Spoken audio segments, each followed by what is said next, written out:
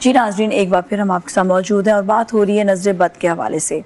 नज़र बद जो है वो लगने से इंसान के मामलात बहुत ज़्यादा ख़राब होना शुरू हो जाते हैं और ये इसका पता भी लगाना ज़रूरी होता है कि किस तरह से, और अगर नहीं पता चल रहा तो फिर क्या करना चाहिए। जिस तरह योगी विचार पता नहीं चलता कि नज़र लगी हुई है, वो कहता है I don't believe all this. एक शख्स का एक ये वाला होता है जुमला, और उसको पता ही नहीं चल रहा। और एक नॉर्मल इंसान जो है, सारी बात उसको क्या मालूम क्या हो रहा है उसके साथ, वो इन चीज़ों में नहीं वो नहीं समझता या नहीं पढ़ता। तो उस शख्स को क्या करना चाहिए कि अपने बारे में जाने कि नज़र बद उसको लगी हुई है।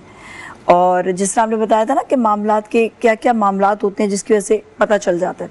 और ये भी बताइए कि क्या कलर से भी कुछ फ़र्क पड़ता है कि इंसान ने ये कलर पहना हुआ है।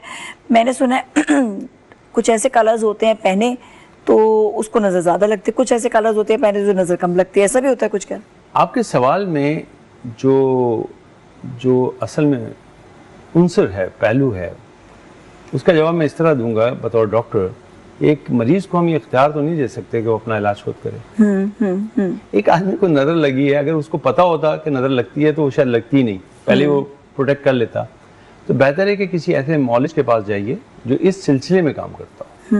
ये नहीं कि हर किसी से पूछ लिया या व्हाट्सअप देख के ही काम चला लिया। ऐसा नहीं, अगर मैंने नमक का बताया या मिर्चों का बताया तो आज सब नमक मिर्च लेके बैठ गए, ऐसा नहीं है। कुछ चीज़ें रूहानी हैं, उनके लिए काम करने वाली भी रूहानी डॉक्टर के जो लोग हैं उन पे काम करना चाहिए। मैं इसको बड़ा साइंटिफिकली आपके सामने पेश करता हूँ कि मुझे पूरी उम्मीद है कि अल्हम्दुलिल्लाह आज हमारे नशियात जो हैं इस माह मुबारक में वो भी लोग देख रहे होंगे जो शायद साइंटिफिकली इसको सुनना चाहें। देखिए, हमारा जिस्म जो है वो मुख्तलिफ खलियात पे बना है, सेल्स पे बना है, और सेल्स के अंदर जो सेलुलर लेवल है वहाँ एक चीज़ होती है, उसको हम कहते हैं माइटोकॉन्ड्रिया। माइटोकॉन्ड्रिया असल में एनर्जी प्रोड्यूस करता है। ये जो हमारी एनर्जी है जिसमें हम भागते दौड़ते हैं, करेंसी हमारी एनर्जी करेंसी, उसको हम कहते हैं power house of body. Power house और बॉडी माइटोकॉन्ड्रिया जो है ये सबसे ज़्यादा मुतासर होता है आवाज़ पे और फ्रीक्वेंसी पे। अब मुझे किसी ने बद नजरी से मेरी फ्रीक्वेंसी को चेंज किया, सबसे ज़्यादा मुतासर मेरा माइटोकॉन्ड्रिया होगा, एनर्जी का लेवल ही ख़त्म हो जाएगा। तो पहली अलामतों में से जैसे ब्रदर ने भी बताई थी, थकन, चिड़चिड़ापन, आपके रोज़मर्रा के मामलात उस डगर पे नहीं रहेंगे जैसे कि चलने चाहिए। आपको खुद चिड़चिड़ापन हो रहा है, कोई आके आपको रोकेगा नहीं कि आप अपने मामलात को बिगाड़ दें, कोई चलता हुआ काम जो है उसको रोक दें, या कोई शीशा था उसको पत्थर लेके खुद मारें। लेकिन आपके अंदर विचार, वो ख्यालात पैदा होंगे जो रुकावटें पैदा कर रहे हैं, और अगर आपने उसको फॉलो करना शुरू किया, नज़र बहुत ख़राब है, तो ऐसा होगा। तो पहली बात तो ये कि पहले उस मौलिज के पास जाइए जो इस पर करता है, क्योंकि इसके तोड़ वो सही बताएंगे कि नज़र अच्छा। लेकिन मैं ये समझता हूँ कि आम तौर पे हमें अपने घरों में कुछ चीज़ों का इदराक होना चाहिए, एहसास होना चाहिए कि उसको करना है। लेकिन जिस घर में बावाज़ बुलंद कुरान पाक पढ़ा गया है, उसकी रूहानी बरक़ात हैं, वो पूरे दिन रहेंगी। फिर पढ़ लीजिए, फिर रहेंगी। लेकिन जैसे जैसे रात आएगी, अब उसके असरात कम हो रहे हैं, क्योंकि रात में अपनी एक ट्रांसपोर्टेशन है जो रवां हो जाती है मगरिब के बाद से। हमारे यहाँ जो तहारत है उसका फुकदान है, क्योंकि अब हमारे कमरों में टॉयलेट बने हुए हैं, वॉशरूम। पहले ऐसा नहीं होता था, वो एक अलग चीज़ है। वास्तु इल्म जो है वो बताता है कि बैतुल ख़ला बिल्कुल घर के बाहर होगा, सहन के बाद। रहने वाली इमारत अलग है, दरमियान में सहन है, फिर बनेगा। ऐसा होता था, कोने पे होता था। अब हम ले आए कमरे में, जिसका दरवाज़ा खुले तो कभी वहीं बेड पड़ा होता है। तो ये जो बदबू है या ये जो तमाम तर चीज़ें, अगर अब बैक्टीरिया भी कहें तो वो भी होगा। तो खुदा के लिए अगर हमें बचना है इन चीज़ों से, तो लाइफस्टाइल दोबारा रीसेट करना पड़ेगा। वही चप्पलें वगैरह भी वही वाली बाहर वाली घर पे ले आते हैं, हर जगह वही चप्पलें चल रही होती। बड़ा अच्छा आपने बता दिया। मेरा मुख्तलिफ तालीमी दौर रहा है, उनमें से एक दौर ऐसा रहा कि मैं बदरी स्कूल में, हैदरी में बदरी स्कूल में पढ़ चुका हूँ। तो बोरी कम्युनिटी के साथ बड़ा लगाव है मेरी अपनी। आधा बोरी हूँ, जो बड़ा खुशी होती है कहते हुए, आधा बोरी हूँ आधा इस्माइली हूँ, खानी, तो दोनों खुश हो जाएंगे।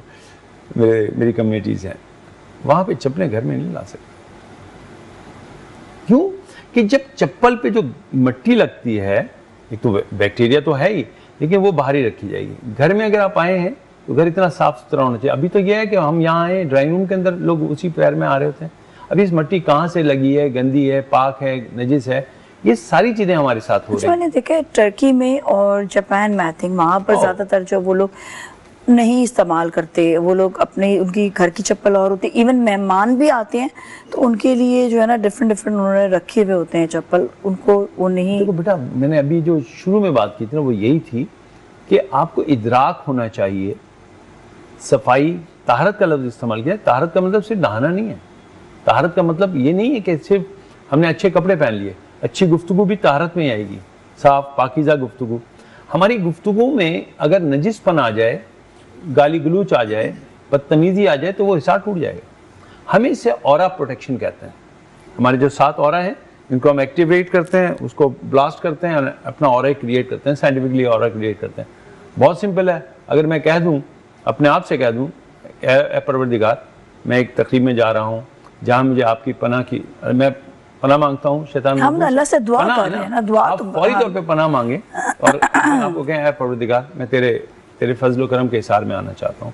वो अलग बात है कि उसके अल्लाह प्रोटेक्शन देता है। बिल्कुल प्रोटेक्शन देते हैं। बच्चों को जब हम भेजते हैं, हम क्योंकि मलाई हैं, हम इमाम ज़ामिन के तहत ज़मानत में भेजते हैं इमाम की।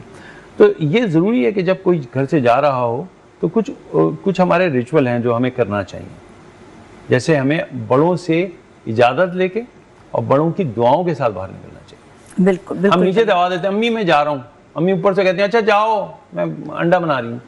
लेकिन मैं देखे कई ऐसे मैंने फैमिली मेम्बर्स देखे जो माएँ बच्चों को दुआएं देकर भेजती हैं, और फैमिली मेम्बर्स, दादियाँ, और जिस घर में मैं कहती हूँ ब्लेसिंग है वो घर, जिस घर में आपके दादी होगी या बुजुर्ग होंगे ना आपके घर के, ब्लेसिंग, क्योंकि वो सबसे ज़्यादा दुआएं देती हैं और प्रोटेक्शन होती है उनकी। सो ये बड़ी अच्छी आपने बात कही है।